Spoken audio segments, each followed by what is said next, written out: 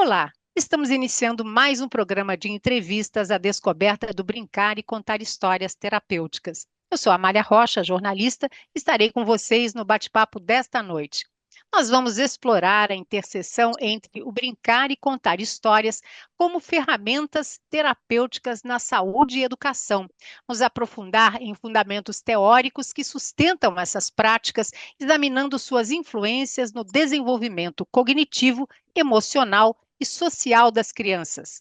Você pode acompanhar este programa pelo Viva e Eduque, canal 897 da Soul TV, pelo aplicativo Viva e Eduque, que você pode baixar na loja de celulares Android e iOS, e também pelo canal do YouTube da Associação Viva e Deixe Viver.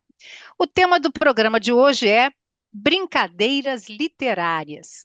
Neste episódio, nós vamos descobrir como transformar a leitura em uma atividade lúdica e divertida, e como as brincadeiras podem despertar o interesse pela leitura e pelo mundo dos livros. E para falar sobre este assunto, nós convidamos uma especialista, a pesquisadora Nair Spinelli. Tudo bem, Nair? Bem-vinda. Tudo bem, boa tarde. É um prazer enorme estar com vocês. Admiro demais o trabalho que vocês fazem no Viva. Conheço o Viva desde que chegou na Bahia e tenho uma admiração profunda pelos efeitos que eu conheço, né? Através do Viva com as crianças nos hospitais. Tá bom. Parabéns. Obrigada. Nair, falando um pouquinho de você, desde a década de 70, você estuda, pesquisa, atualiza e devolve às crianças da Bahia e do Brasil as brincadeiras tradicionais oriundas da tradição indígena, portuguesa e africana, formadoras da identidade cultural brasileira. A pesquisadora Nair Spinelli, a Nairzinha, como é mais conhecida, ela possui contextualizadas do ponto de vista étnico, histórico, antropológico e musical um acervo de 2.000 peças do folclore infantil brasileiro. Este trabalho está reunido de forma teórica e prática no projeto Cirandando Brasil, que desde 1987 já realizou mais de 6.000 eventos de cantigas de roda, sendo mais de 3.000 em praças e parques, e as restantes em congressos, escolas, museus e hospitais. Ao longo dessa jornada, Nairzinha conquistou 12 prêmios e o reconhecimento no Brasil e no exterior. Vamos começar a nossa entrevista, Nair? Vamos sim. Eu só queria esclarecer uma coisa. Se você Hum. me perguntar por que que eu fiz isso, eu não sei lhe dizer. Não? Não. Eu cresci num projeto de arte e educação, aqui na Bahia, de Adroaldo Ribeiro Costa, a Hora da Criança. E o professor Adroaldo educava a gente, ensinava música, artes plásticas, artes cênicas, literatura brasileira, com brincadeiras infantis. Daí vem a minha aproximação com a cantiga de roda, porque eu sou neta de um maestro italiano que veio para a Bahia para tocar na orquestra do Teatro São João. Aqui encontrou minha avó, que era flautista, se casaram, tiveram 5 filhos, eu nem sei quantos netos, e tenho eu, que entrei, enveredei pela música desde criança. E a vida toda eu admirei muito a construção melódica, a harmonia das cantigas de roda, que elas são belíssimas. Elas foram partiturizadas por Villa-Lobos, 179 delas, em 4 naipes para as orquestras, para os corais, de forma que é riquíssima o nosso folclore. E ele é o quê? Ele é é uma coisa mágica que aconteceu conosco. Uhum. As nossas culturas, os povos identitários que formam a nossa identidade brasileira, eles não se dissiparam. Ao contrário, eles se agregaram. E se hoje você me pergunta, depois, eu vou fazer 50 anos, ano que vem, que registrei minha pesquisa. Se você me perguntar, Naizinha, como é que você classifica a brincadeira brasileira, eu lhe diria o seguinte: é a forma livre e prazerosa de brincar dos índios, associada à música erudita do século XVI, que vem com os portugueses, que já era uma cultura mais organizada, e muito movimentada pela malemolência da cultura africana, o ritmo e o jogo de corpo. Deu uma boa aí tudo, né? Muito bom. Eu quero pedir desculpa porque eu estou muito gripada e a minha voz não está 100%, mas eu estou bem. Pode ficar Não, sossegada. a voz está ótima. Então, vamos falar de que maneira, na sua opinião, o folclore e essas brincadeiras todas podem ajudar no processo de alfabetização. Olha, foi muito oportuna a colocação de vocês. Porque, pesquisando o folclore, é, resgatando, devolvendo, atualizando, contextualizando do ponto de vista histórico, étnico, antropológico, musical, eu percebi duas coisas maravilhosas na tradição popular, que é o seguinte: pela tradição popular, as populações no mundo foram educadas.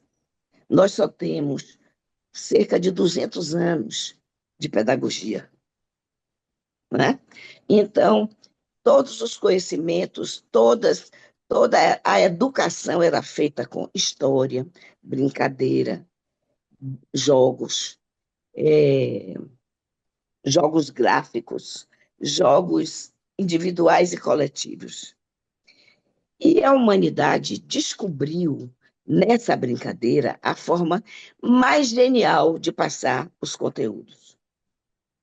E por aí eu comecei a estudar isso aí, que eu comecei a ficar encantada de saber que, por exemplo, os povos da antiguidade foram educados pelos contos de fada, né?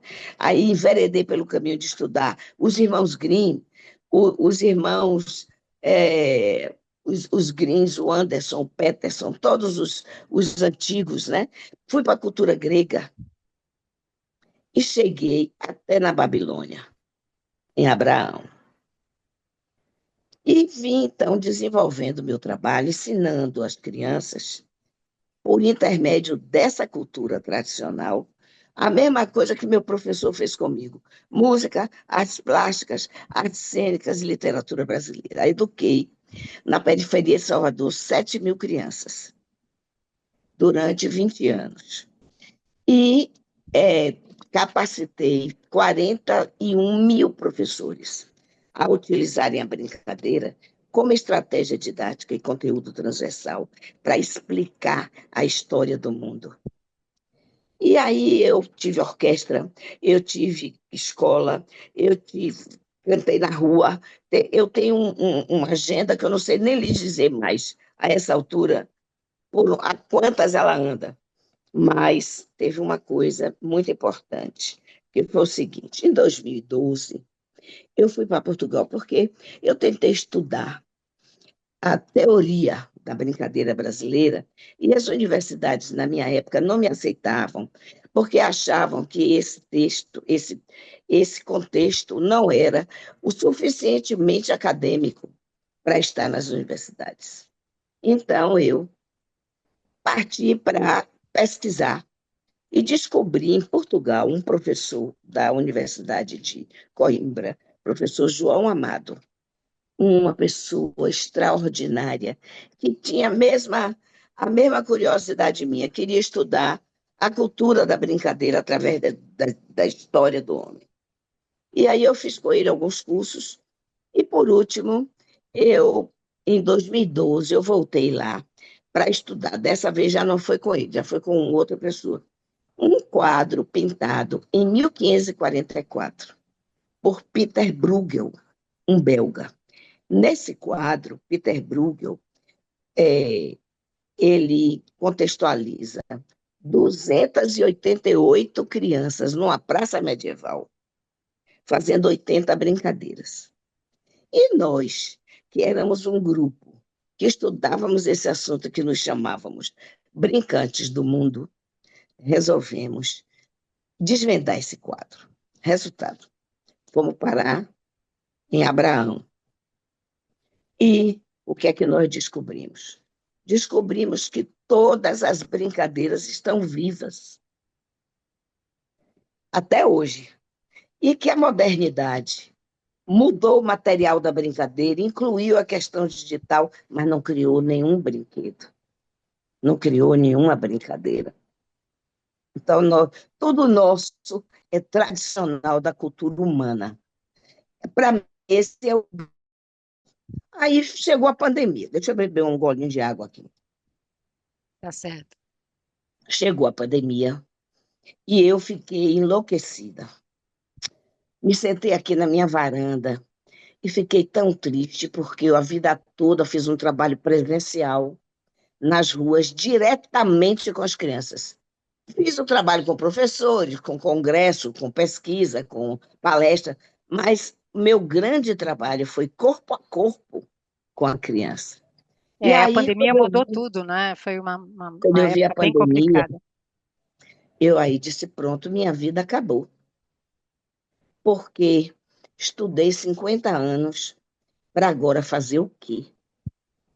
E aí me lembrei do quadro de Bruegel e resolvi contar a história da brincadeira do mundo para as crianças, através de livros. Então, me sentei aqui e escrevi 10 livros. O primeiro foi esse. Fiz uma plataforma chamada Casa de Vó e me situei como vovó Naná, que conta histórias, cria brincadeiras, constrói brinquedos, brinca, e esclarece a criança da sua cultura, porque criança é brincante, não é usuária de brinquedo, através da apresentação dessas brincadeiras, não de maneira nenhuma tocando no assunto de que elas são velhas, apresentando essas brincadeiras. E as brincadeiras voltaram. Aí eu escrevi aquele livro. Aquele livro é cheio de brincadeira. Dedo mindinho, seu vizinho, maior de todos, fura-bolo, cata-piolho. Cadê o arroz que estava aqui? Gato comeu. Cadê o feijão que estava aqui? Gato comeu. Uma brincadeira ibérica, do norte da Espanha. E aí, as parlendas, os, as cantigas de verso, as cantigas de roda, os jogos, né? O galinha gorda, a, o cacique, a boca de forno. E aí, quando eu brinco com as crianças, elas enlouquecem de alegria com a brincadeira. E aí elas se reapropriam dessa brincadeira. E eu, em geral, não teorizo nada para as crianças, mas falo para os professores, que às vezes dão, me desculpe, eu gosto muito dos professores, eu dediquei minha vida a eles, mas às vezes eles não aproveitam a riqueza que eles têm na cultura. E aí os professores ficam, mas a senhora não acha que isso é velho? Está proibido dizer que isso é velho. Na minha presença, ninguém diz que isso é velho. Tá certo. A gente vai apresentar e vocês vão perceber o impacto da brincadeira pela adesão das crianças. Uhum. Agora, E Nair, aí, quais são as brincadeiras que mais estimulam a leitura nas crianças? hoje em dia, bom, a história, né, estimula a criança, sendo que eu escrevo, a minha forma de escrever é o seguinte: eu conto a história de vovó Naná, que tem 5 netos, e que ela reúne os netos na casa dela para brincar. Mas só que eles querem ouvir histórias. É a própria história da tradição popular, é a lenda indígena, é o conto da carochinha português e é a fábula africana que mais incentiva a criança a ler, compreender, conhecer A importância da contação da história, né? De a histórias, história. né? A história. A contação da história para mim, é o que há de mais importante nessa passagem de uma geração para outra geração dessa cultura tradicional. Se eu não fosse contadora de história, eu amo os contadores de história. Se eu não fosse contadora de história, eu não teria conseguido fazer o que eu fiz, que é tudo na base da história. E aí eu fui escrevendo. Esse daqui é sobre cantigas. E aí ele é todo cheio de historinhas. A Como é que é o história nome das do livro? cantigas. Como é que é o nome do Esse livro? daqui é Cirandando com Naizinha. Aí ele é todo assim, ó. Você está Olha. vendo aí? Uhum. E aí a gente vai contando a história de pirulito. Como é que nasceu o pirulito que bate-bate? E atirei o pau no gato, que para mim, por uma motivação comercial, quase mudaram a letra, né? Ah, é? Não mudaram a letra, porque essa música é mais velha do que o Brasil e a Academia de Letras não deixou. Aí eu conto a história de Dona Chica, do gato, né? E começo perguntando assim, provocando também os adultos. Nessa cidade aqui, os gatos estão extintos? Não? Ah, então é a prova que as crianças não matam gatos. Uhum. E aí eu vou falar para o professor do estímulo que uma brincadeira que provoca a criança, como uma cançoneta e uma historieta, que mexe com a criança de 2, 3 anos, ela vai mexer na criança com esse estímulo de provocar a outra criança e a outra criança responder. Uhum. Está entendendo? E por aí vai. A história, sempre. Se você olhar as lendas indígenas, elas interpretam a relação dos povos indígenas com a natureza. Então, Nair, a gente pode dizer que o brincar literário, ele pode ajudar as crianças com dificuldades de leitura? Perfeitamente. Não só a dificuldade de leitura, mas o incentivo à criatividade, o desejo de conhecimento, a valorizar a descoberta e despertar na criança um senso de pertencimento à história do mundo, né? Então, por exemplo, as lendas indígenas, elas são geralmente explicativas dos fenômenos da natureza. Então, os índios falam do sol, da lua, das estrelas, falam dos animais, falam do rio, falam das plantas, e isso vai aportando conhecimento.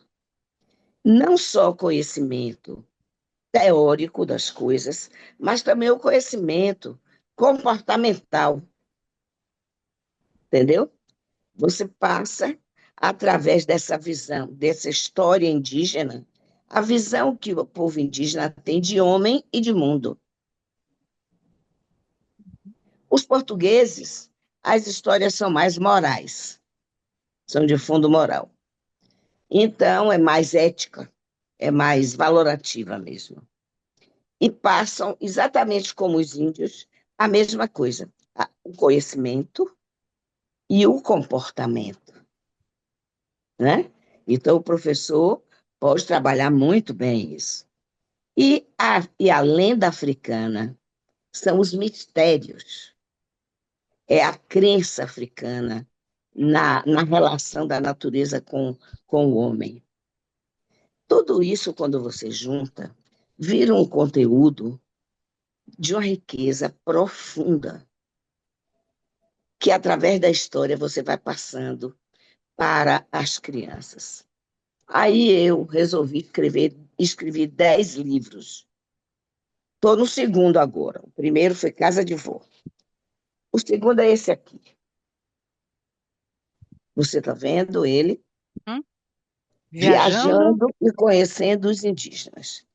Eu resolvi fazer uma trilogia, contar a história das crianças, de quem são os indígenas e como eles vivem, como eles cantam, como eles dançam, como eles rezam, como eles educam, as suas crenças, a sua culinária, a sua brincadeira.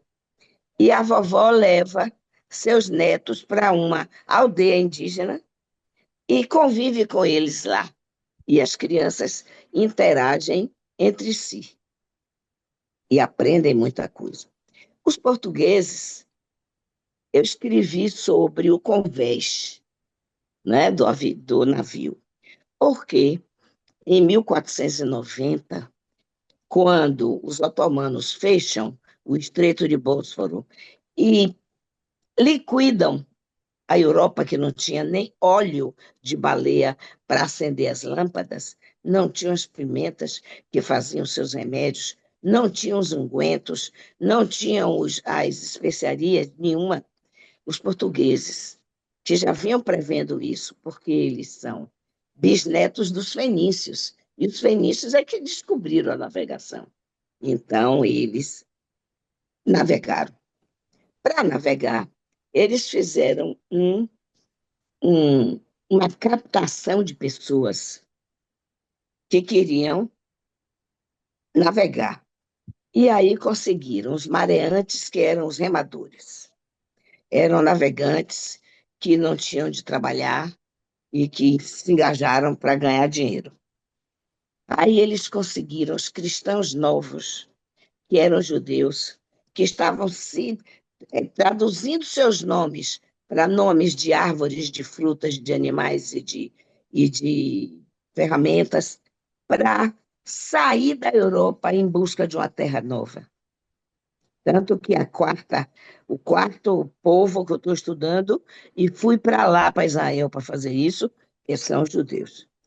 Aí vieram quem? Os árabes, profundos conhecedores dos instrumentos de pesquisa do céu, dos astros, dos planetas, das estrelas e da rota do mar, a rota dos ventos, por intermédio dos instrumentos astrolábios, compassos, pequenos binóculos, que ainda não eram telescópio, era binóculo.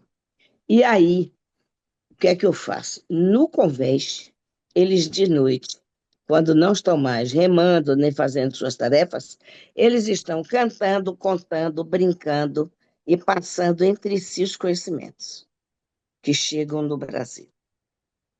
E por último, é a África, que eu botei o nome do livro, A África do Meu Amor, porque só se fala da África coisas muito pesadas. E meu público é de 2 a 10 anos.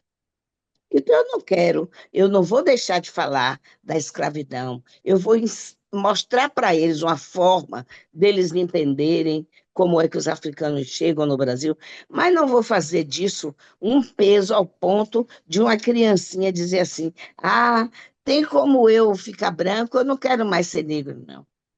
Ao contrário, eu tenho que ter o compromisso de vinculá-lo à sua cultura ao ponto deles terem o maior orgulho de serem Orgulho, claro. negros. Então, eu conto a história das pimentas, dos passarinhos, por que surgiram os espantalhos, porque os passarinhos comiam as pimentas. Uhum. Aí a gente dança, a gente canta, a gente constrói instrumento musical. E aí tem uma outra série de brinquedos, de livros. Tem um sobre o folclore que eu ando De- doida para fazer. Uhum.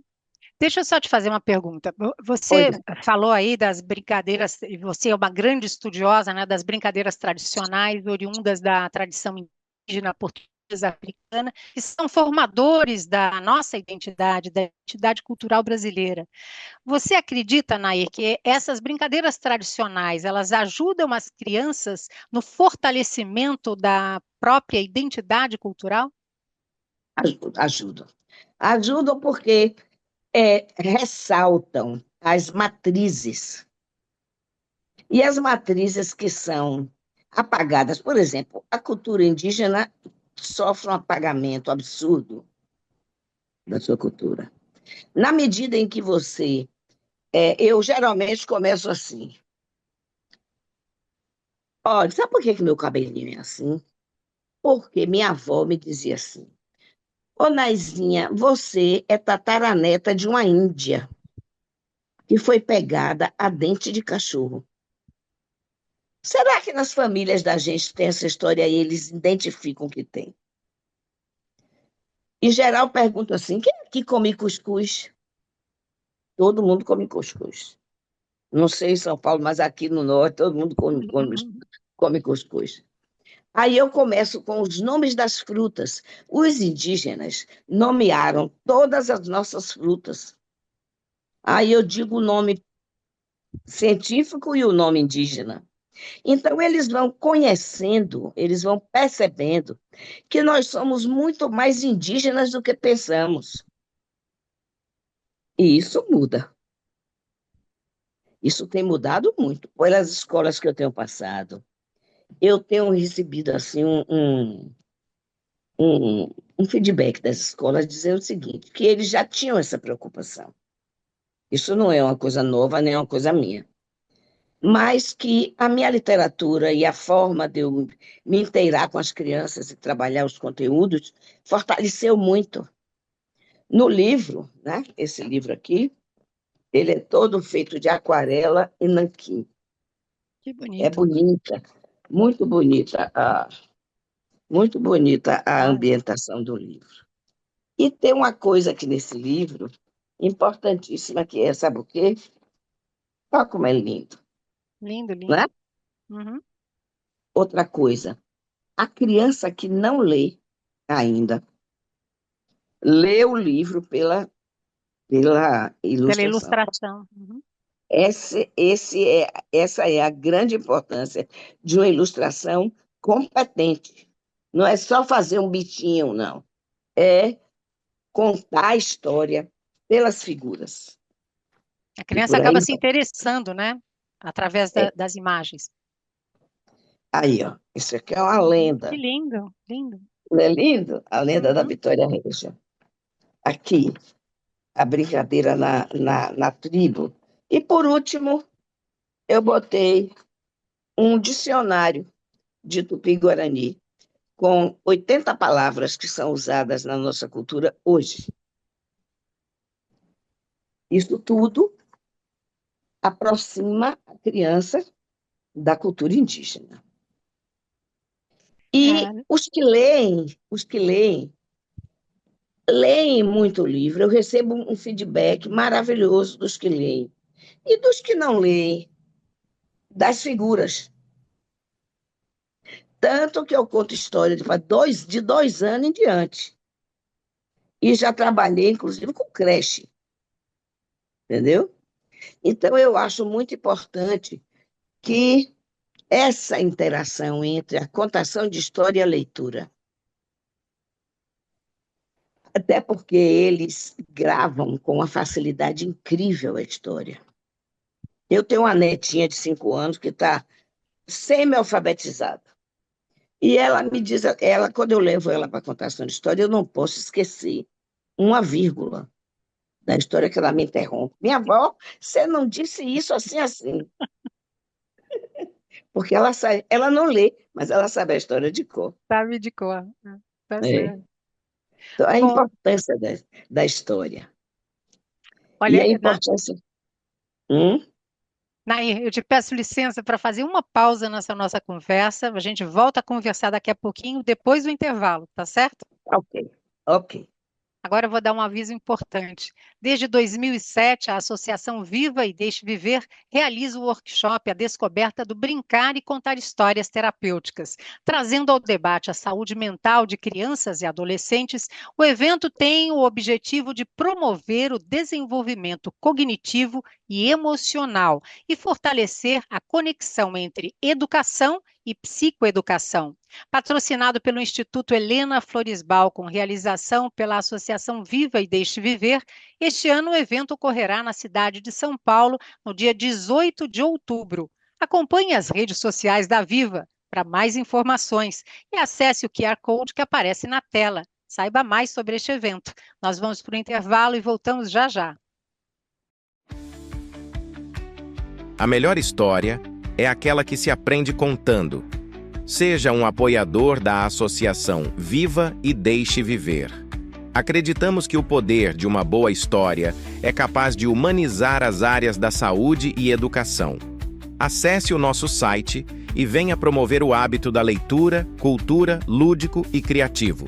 Colabore com quem promove essas atividades desde 1997. Seja conhecendo dinossauros ou princesas, as histórias têm o poder de transformar a vida de uma criança. É o que eu faço em meus livros e o que você também pode fazer sendo voluntário na Viva e Deixe Viver. Através da contação, levando educação, cultura e bem-estar para crianças e adolescentes hospitalizados. Para continuar esse trabalho, precisamos da sua ajuda. Seja um contador ou apoiador. Viva e Deixe Viver. O que a gente faz, conta. Voltamos com o programa de entrevistas à descoberta do brincar e contar histórias terapêuticas. Nós estamos conversando hoje com a pesquisadora Nair Spinelli. Com 13 discos lançados entre músicas religiosas e obras voltadas para o universo da brincadeira, Nairzinha já conquistou 12 prêmios e o reconhecimento no Brasil e no exterior pelo seu vasto trabalho com brincadeiras tradicionais e o seu envolvimento no resgate da cultura popular brasileira, especialmente no contexto da alfabetização e da promoção da leitura. Nair, quais são os benefícios das brincadeiras de roda e outras práticas culturais para o desenvolvimento da linguagem nas crianças? A linguagem, ela traz até palavras fora do uso, que você tem a oportunidade de explicar, né, para as crianças. Agora, para mim, a maior contribuição da roda é no comportamento. Pelo seguinte, a roda não fica ninguém na frente, ninguém atrás. Aí eu estou brincando de roda com eles, de repente eu paro e pergunto, aonde é que essa roda começa? Aí surge aonde é? Quem é o primeiro da roda? Quem é o último? Não tem, nem primeiro nem último. E isso é um aporte importantíssimo do ponto de vista social. A criança que brinca de roda, brinca de mão dadas, brinca de frente para o outro, acolhe o saber do outro, impõe também o seu saber e descobre que a partilha a partilha e o entendimento entre eles é que favorece a roda, né? Porque se um resolver parar, a roda toda para. Se um sair, quebra a roda. Então, dá muita oportunidade da gente de discutir essas questões, que são muito importantes na escola, no convívio infantil, para a socialização. E para o vocabulário é impressionante. Eles me param, às vezes, no meio da cantiga, para me perguntar, o que é isso? Pinta-lainha de cana Vitinha. Entrou na barra de 25. Mingorra, de catifurra. Tira essa mão que já está furra. Aí eu explico para eles. Pinta-lainha é um passarinhozinho deste tamanho, na Ilha da Madeira. Cana Vitinha é um capinzinho, parece uma caninha pequena.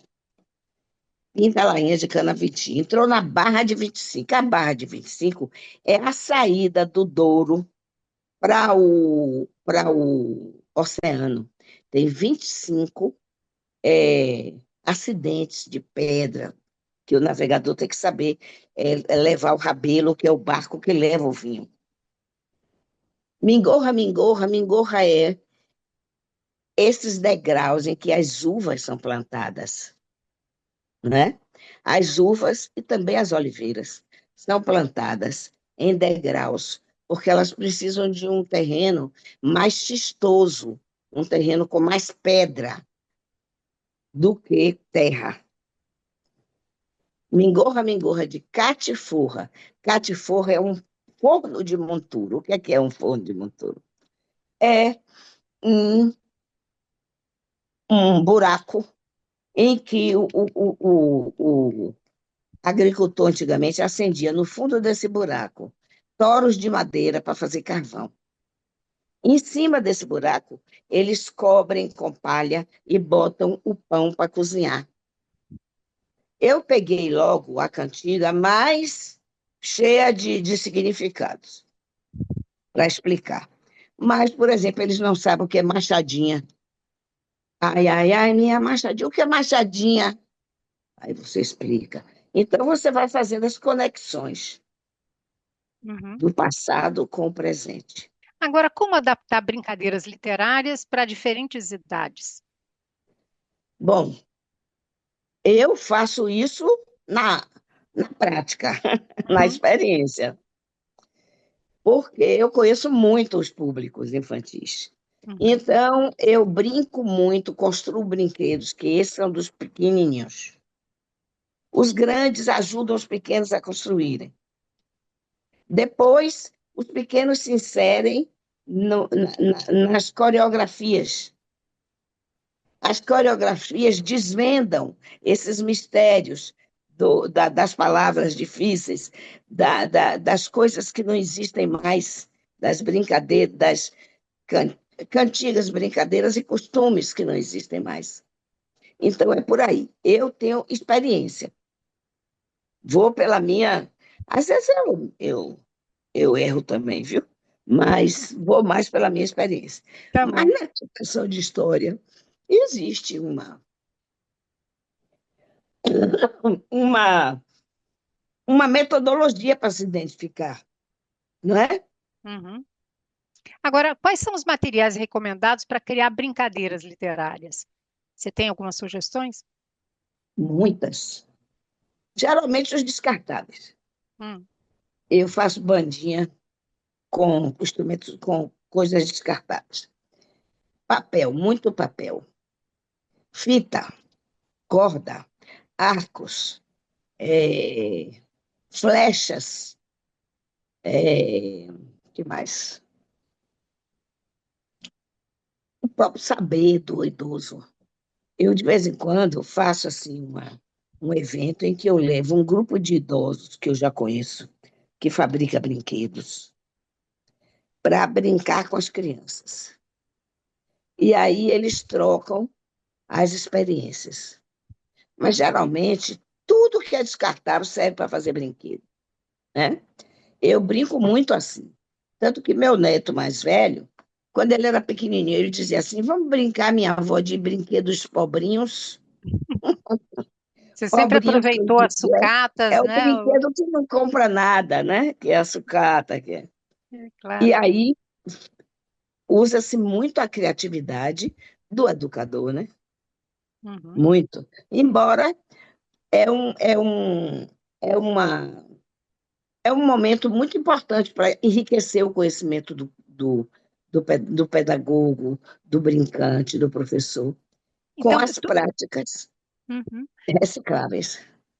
Tudo isso faz criar um ambiente positivo de leitura, através das Tudo, brincadeiras? tudo, tudo isso, porque você aí faz e consulta o livro. Por exemplo, nesse livro aqui dos índios, vou brincar aqui com você. Vovó resolve, ó, a contação de história, conta a história. Aí, vovó conta histórias terríveis, a vovó indígena. Essas são histórias que metem muito medo. Uma vez, eu, na minha prepotência branca, perguntei a uma indígena, numa das, das etnias que eu visitei, PH, você faz isso por quê com as crianças? Ela virou para mim e me disse assim: olhe para ali. Eu olhei. Ali é a floresta. A floresta é boa. Eu fiquei morta de medo de me mandar para a floresta. Eu morreria na floresta. A vida é boa. Quando nós, indígenas, falamos dessa parte tão difícil de que até a gente, na sociedade branca, sem entender o que Jung quer dizer com isso, né? De que é estruturante e que o melhor lugar de se sentir bem é a gente corre o risco de mudar as histórias, camuflar as cenas, quando aquilo é uma oportunidade de, segundo essa índia que se chamava Celina, de fortalecer a alma do curumim. Olha que coisa importante. E eles sabem o que eles estão fazendo. Então, é não perder essas oportunidades, está entendendo? Ter um conhecimento que dê condição de você administrar quando aparecem essas oportunidades. Agora vamos falar um pouquinho das escolas. Que papel as escolas podem desempenhar na promoção de brincadeiras literárias? Ah, primeiro tem uma biblioteca, né? Primeira coisa. As escolas, às vezes, preferem ter uma brinquedoteca, achando que a brinquedoteca é mais lúdica do que a biblioteca. Só que a biblioteca é muito mais ampla. Se as escolas soubessem a importância de buscar nos livros a forma dos povos através dos tempos brincaram e trazer e adaptar para a sociedade de hoje, ninguém precisava ter parques e uma montanha de brinquedos. Eu acho que a biblioteca é o grande passo que a escola dá em função da história e da ludicidade, É, entendeu? E da cultura. e já existem exemplos de sucesso de brincadeiras literárias em escolas? Já. Eu mesmo trabalho com uma escola que as crianças, toda semana, eles planejam um brinquedo que eles vão construir que não existe. E aí eles fazem. É tão interessante. A biblioteca também dessa escola é maravilhosa. Tem uma contadora de história permanente nessa biblioteca. E essa contadora, ela fica lá à disposição deles. Percebe o interesse e introduz a literatura. Entendeu? Uhum.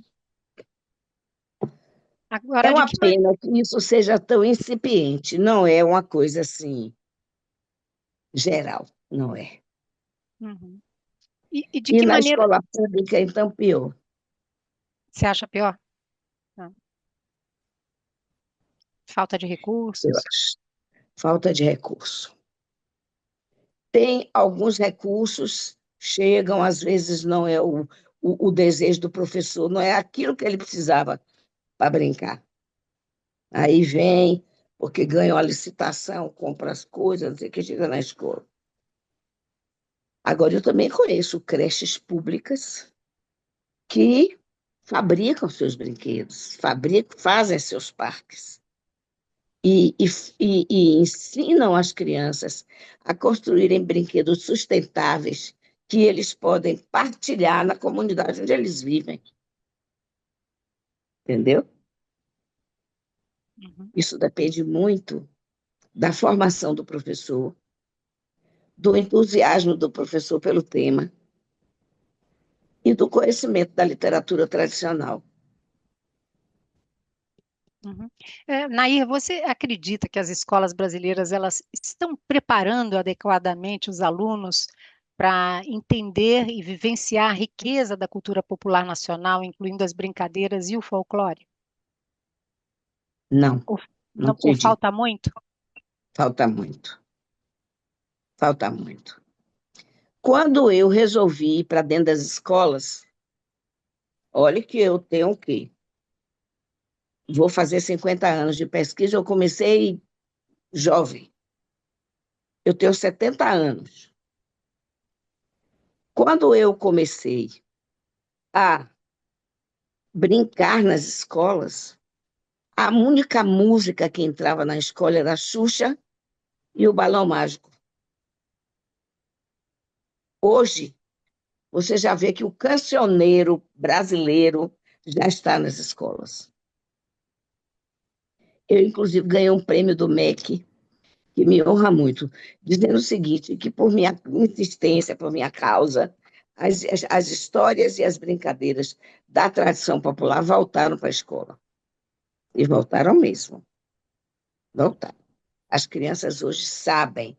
Eu chegava na escola, o que é que me motivou a ir para os parques e para as escolas? Eu, durante muitos anos, eu sou compositora, então eu sou católica, eu me engajei na igreja e fazia música. Aí fui cantar num congresso, que era numa praça, e tinha criança assim.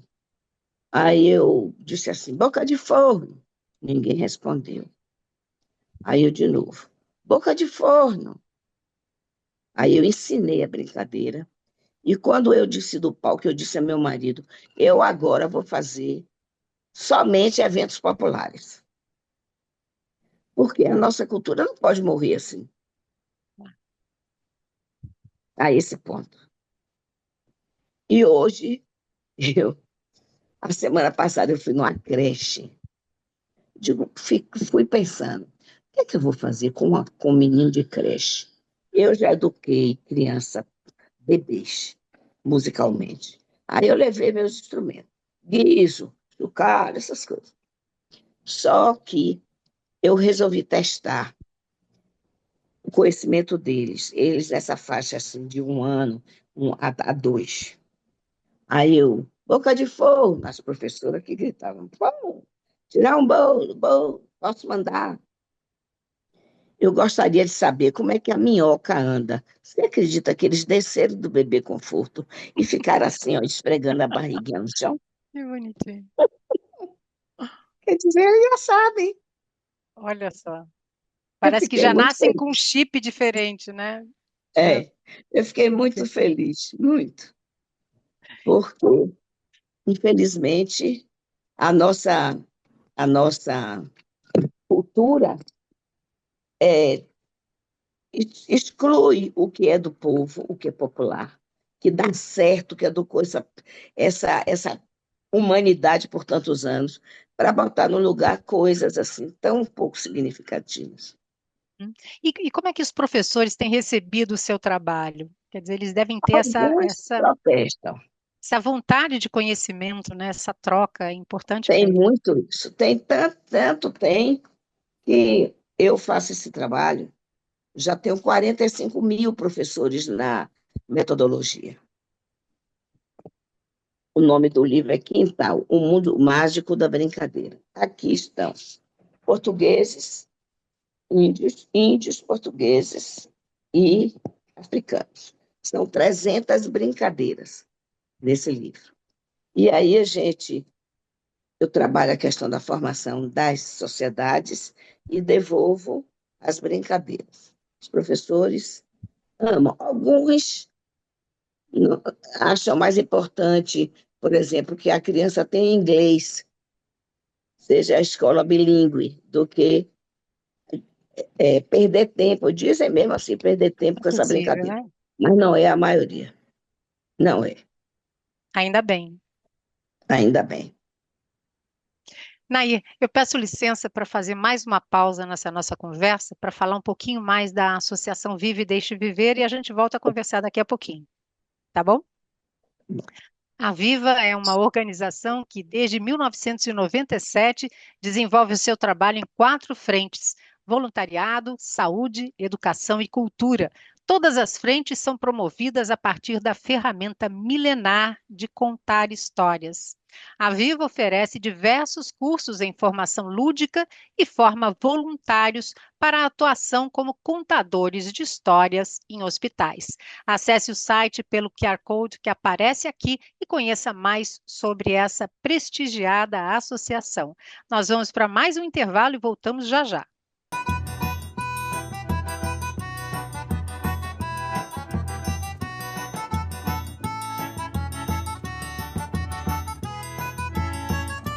A Domingueira de Histórias é o seu encontro com a magia e a fantasia. Os nossos contadores de estados diferentes do Brasil reúnem-se para compartilhar boas histórias para você ouvir em família e com os amigos. A nossa programação acontece em todo quarto domingo do mês, em nosso canal do YouTube, Associação Viva, às 10 horas da manhã. Vem conferir! E agora é hora de dar tchau. Eu quero ser, contando as histórias que te fazem feliz. Voltamos para o bloco final da nossa entrevista com a pesquisadora Nair Spinelli. Nair, você é autora de vários livros, entre eles Cirandando Brasil, que é um guia prático para professores, um dos maiores acervos sobre as cantigas e brincadeiras do folclore infantil brasileiro. Quais os impactos mais significativos desse projeto Cirandando Brasil, nos eventos realizados especialmente nas escolas e hospitais? Mexe com a cultura que está no fundo das famílias, né? Eu vou começar, eu gosto muito de esclarecer a partir de um exemplo. Por exemplo, eu fui numa cidade do interior e fui convidada para voltar pela Secretaria de Educação. Quando eu voltei, eu pensei que eu ia trabalhar na escola, eu fui trabalhar no estádio. A cidade estava toda lá. O povo da roça tinha feito as cantigas deles, com as roupas deles, com os instrumentos deles. O povo, os negros que faziam bater farinha, trouxeram o seu conhecimento musical sobre a farinha. Mas foi uma coisa maravilhosa. No fim, um menininho negro, pequenininho, subiu no meu colo e disse assim: Ô tia, foi você que ensinou essas cantigas que minha professora ensina a gente? Eu disse: foi, por quê? Porque quando eu chego em casa cantando, na minha casa tem uma velha gorda que não tem nenhum dente, é minha bisavó, ela sabe todas. Eu fiquei super emocionada com esse depoimento dessa criança, porque meu trabalho, a única importância que meu trabalho tem é essa. Eu não sou importante, porque eu não fiz nada disso, eu apenas coletei, estudei para dar uma importância a esse conhecimento. Dando importância a esse conhecimento, eu ajudo os povos a se auto-entenderem, se amarem, se estimarem e se colocarem num lugar na sociedade. Entendeu? Então, eu acho importantíssimo esse resgate, porque você vai na alma da comunidade. Seja ela uma comunidade de periferia, em Salvador, seja uma cidade do interior. Em todos os lugares por onde eu passo, a comunidade tem um repertório, brinca com esse repertório, passa para os netos, passa para os filhos e sabe, conhece o valor. Apesar dos tablets, dos telefones, mas existe um lugar que esse repertório é protagonista. E é isso que eu acho que foi isso que a vida fez comigo. Me botou nesse lugar. Então, especialmente em um cenário, como você falou, de globalização crescente, você acredita que as brincadeiras tradicionais elas podem ajudar as crianças a entenderem melhor a sua história e a sua cultura? Perfeitamente. Só mudar completamente o movimento da brincadeira, a brincadeira virar em roda e de mão dada, com a teoria da roda, já muda tudo. Entendeu? As crianças, em todas as escolas que eu vou, eu brinco. Em todas as escolas, eles amam fazer a brincadeira. Um brincar com o outro. Porque o que a brincadeira tradicional faz é levar a criança a descobrir o outro, o companheiro. Porque uma criança é lúdica para outra, provoca a ludicidade na outra. E a solidão do brinquedo eletrônico faz justamente o contrário. Né? faz com que ele se sinta importante, ele e o parceiro dele do jogo, do aplicativo que ele está jogando. Então, eu dou o maior valor quando eu vejo as escolas promovendo esse tipo de brincadeira. Promovendo. Uhum. Isso é muito importante, porque sem o discurso, que a criança não vai entender esse discurso, mas pela prática ele vai mudar o comportamento. Uhum. Entendeu? Em um mundo onde a tecnologia desempenha um papel tão grande no cotidiano das crianças, né, como o nosso, qual é a sua visão sobre o futuro das brincadeiras tradicionais e da cultura popular brasileira? Eu acho que o futuro é esse mesmo do presente. Não vai ter milagre de dizer assim, porque todos os povos vão fazer isso. Não é por aí. Mas todos os povos sabem da importância da sua tradição. Quanto mais é educado, ilustre e provocado, os povos vão resgatar suas tradições e vão encontrar nas suas tradições respostas para as suas perguntas, para seus questionamentos, para seus enfrentamentos. E vão descobrir o quanto que seus antepassados foram importantes. Porque é lógico que o mundo caminha para frente, mas caminha para frente com os pés muito centrados no passado. Se faz farinha hoje do mesmo jeito que se fazia na época do descobrimento do Brasil. Só que hoje tem as indústrias que criaram as máquinas que são justamente em cima da roda da farinha. Só que automatizadas. Entendeu? Então, eu acho que não vai haver o milagre do reconhecimento absoluto dessa cultura, não. Mas essa cultura vai ser sempre um pano de fundo para as culturas. É Fala um assim que eu pouquinho, vejo. fala um pouquinho agora sobre o seu canal Nairzinha Vovó Naná no YouTube e também no podcast Nairzinha Vovó Naná tem Nairzinha Vovó Naná no YouTube, no podcast, e Nairzinha Vovó Naná no Spotify, é isso? É o E vo- seguinte, eu não sou boa das mídias sociais, não, viu? Eu até tento, eu compreendo a importância, mas eu não sei, por exemplo, meu YouTube é riquíssimo, eu não me esqueço que ele existe, não publico.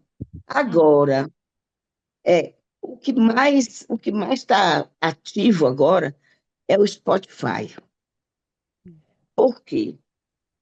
Na pandemia, uma rádio aqui da Bahia me convidou assim, Naizinha, nós estamos tendo uma dificuldade enorme de manter nosso público infantil num programa infantil.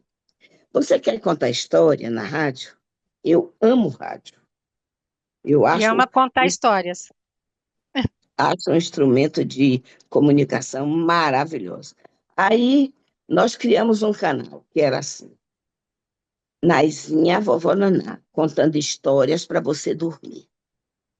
E aí eu contei 60 semanas, um ano de histórias. E durante esse ano, esse canal cresceu, foi para 30 e tantos países brasileiros do mundo todo veem esse canal. Aí eu fiz um só com as cantigas de roda. Eu me esqueci de falar para você qual é o futuro das cantigas de roda. Mas antes de acabar, eu vou Tá falar. bom. É, é. Aí eu fiz um canal com as cantigas de roda. 200 e tantas cantigas de roda. Eu tenho 500 e tantas pasteurizadas. Mas tem umas muito estranhas, muito diferentes, que tem que ir muito devagar para introduzindo, entendeu? E aí fiz também um canal de perguntas. E aí respondo perguntas. Esse é o mais fraquinho. Meu YouTube não funciona. Eu agora ganhei um neto, que minha neta mais velha estuda jornalismo. Ah, é? Olha, E disse que vai ser jornalista para escrever minha história. que bonito. E o namorado dela é engenheiro em computação e é louco pelo meu trabalho. Aí me chamou, vovó, vamos botar isso assim no Mercado Livre, botar seus discos, seus livros, tudo seu, e eu aceito sempre o, o, o aporte do saber do jovem, porque entre nós é uma troca de saberes, não é verdade? Eu não Claro, entendo claro, nada da claro. realidade deles, assim como eles não entendem da minha. Então, nós vamos trocar esse saber. E com relação às cantigas de roda, eu um dia acordei no meio da noite, assim, puxa, foi logo quando eu fiz 70 anos. Eu já fiz 70 anos, eu vou fazer o que com esse acervo? Eu tenho que colocar esse acervo ativo na sociedade. E aí, nós temos um maestro maravilhoso que é Carlos Prazeres, né, na Bahia, da OSBA. Eu fui a ele e disse a ele assim, Carlos, eu não tenho aqui o livro das cantigas de roda que esgota. Esse aí, 500 mil que eu faço é esgota. Carlos, eu tenho 580 cantigas de roda partiturizadas para orquestra. Tem 179 com os arranjos de Villa-Lobos. Aí eu quero eleger você, meu herdeiro, e o curador dessas cantigas. Menina, o rapaz chorou. Disse, ô, Naizinha, que maravilha. Eu estou agora no processo de digitalização desse material, que é para virar uns cadernos que nós vamos fazer com a Orquestra Sinfônica, com as cameratas, que vão correr as escolas. Essa é a nossa primeira ação. Mas eu acho que entrando isso na Orquestra Sinfônica, partiturizado, indo para as escolas, vai ser um avanço, Com entendeu? certeza. Porque eu não fiz isso para morrer comigo. Não é por aí. Isso que eu faço e que eu fiz com tanto amor, sem recurso, sem aprovação de projeto, sem nada, no peito e na raça. Eu fiz pelo futuro da cultura brasileira e para as crianças do Brasil. Você está de Então, parabéns pelo seu trabalho. obrigado. A minha homenagem às crianças é fazer isso chegar na mão delas, entendeu? E Eu passar de gostei muito geração a de, geração, né? é, gostei muito de conversar com você, viu? Eu que adorei. Obrigada Você é mesmo. uma ótima entrevistadora, é uma pessoa que deixa a gente falar, que não corta, que entende, que pega o gancho, que muda e Você é traz uma, outro assunto. e você é uma ótima contadora de histórias. Para terminar, você falou tanto em cantiga de roda, Ah, dê duas assim da sua preferência, para a gente relembrar eu aqui. hoje não posso cantar, você está Sim, vendo que eu mas estou aqui. cantaram lá pode, né? Mas se essa rua fosse minha, eu Eu mandava lá mandava lá brilhar. trilhar Que coisa horrível. Com com pedrinhas pedrinhas de de brilhante, brilhante para o meu, para o para o meu meu amor amor passar. passar. Meu pai Isso é cantava isso para lindo, mim, é lindo. Ele cantava isso é sempre. lindo.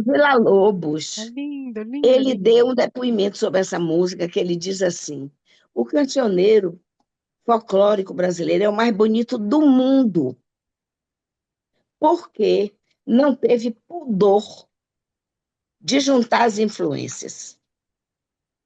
Olha que coisa mais linda. Tem outra que eu adoro. A rosa vermelha é meu bem-querer. A rosa vermelha e branca hei de amar até morrer. Eu acho linda essa música. Lindo, lindo, As lindo cantigas também. de Niná, eu tenho minuetos que eu canto com crianças de 2 anos, os minuetos. Tem cantigas é, medievais, da Idade Média. Em média, a idade desse cancioneiro é mais velho que o Brasil, entendeu? Uhum. E mais bonito, muito mais bonito do que, infelizmente, a música que hoje as crianças consomem. Muito mais, Infelizmente. muito mais Não bonito. é? Uhum. infelizmente. Mas eu tenho fé que pelas escolas, mais pelas escolas, muito pelas famílias, mas mais pelas escolas, a gente um dia vai chegar lá. Com certeza, chegaremos. Olha, foi uma Sim, delícia, Nair ouça, Spinelli. Foi uma delícia conversar com você, muito bom. obrigado. Foi uma delícia também conversar com você. É, ouça o podcast, o Spotify. Ó, você sabe que o podcast, ele monetiza 1 centavo, né? Hum. 1 centavo, não. 1 milésimo de centavo. E É o zero. podcast é Nairzinha, Vovó Naná, é isso? É. Aí é assim, 0,01 é que monetizam a música. Uhum. Esse mês, eu recebi R$ 187. Aí, o meu administrador do podcast lá em São Paulo me ligou: parabéns, você conseguiu uma média maravilhosa. O que é? As crianças ouvindo. E o meu podcast é muito ouvido no exterior. Aliás, meu trabalho todo é muito valorizado no exterior, principalmente por brasileiros que moram lá. Uhum. E você Né? também está no Instagram, né? Eu estou no Nairzinha Instagram. O Spinelli. Instagram é o que eu mais faço. Estou no Instagram, Uhum. aí eu boto minhas fotos contando história. É ali agora estou vendendo o livro. Arranjei um motoboy que veio aqui em casa, me procurou É? e me disse: a senhora não quer que eu entregue seus livros, não? Eu entrego bem baratinho. Aí eu vendo o livro por R$ 50. E o preço do livro é 40. Todos os meus livros são R$ 40. É, aí eu vendo a 50, porque 5 e 10 é dele. Uhum. E ele está fazendo isso, e agora o povo de fora pede para eu botar no correio. Eu aí faço a estimativa do frete e mando pelo correio. Por exemplo, o Viva, eu vou até conversar com Cláudia, daqui da Bahia, porque eu Uhum. podia mandar uma quantidade de livros para vocês, que seria muito mais barato, pegar alguém que vá para São Paulo, leve, e aí vocês lá Vamos compram. organizar isso, vamos organizar. Vamos, Vamos sim, vamos. com certeza. Esse lado meu é muito fraquinho, viu? Que eu não sei fazer isso, não. Meu Não, marido sabe? dizia assim: você é maravilhosa, só não sabe ganhar dinheiro. É mal de artista, né? É isso aí. É, é, é isso Nair, mesmo. Nair Spinelli, foi um prazer conversar com você. Muito obrigada pela entrevista, mesmo. Muito obrigada também, viu? Fiquei muito feliz de conversar com você. Fique Obrigada. com Deus e continue nessa simpatia linda, acolhendo no seu coração trabalhos tão simples como o meu, mas tão poderosos no sentido de valorizar as crianças. Poderosos, com certeza. Obrigada. É, obrigado. Um beijo grande. Beijo grande. Nós vamos fechar o programa de hoje com a indicação desses livros. Anote: Marcelo Marmelo Martelo, de Ruth Rocha, A Casa Sonolenta, de Audrey Wood, O Menino e o Twin, de Rubem Braga. Os nossos agradecimentos a você também que nos acompanhou até aqui. Um agradecimento especial ao Instituto Helena Floresbal, patrocinador do 18º Workshop A Descoberta do Brincar e Contar Histórias Terapêuticas, do qual essa entrevista faz parte, com realização pela Associação Viva e Deixe Viver. Uma boa noite para você e muito obrigada pela atenção.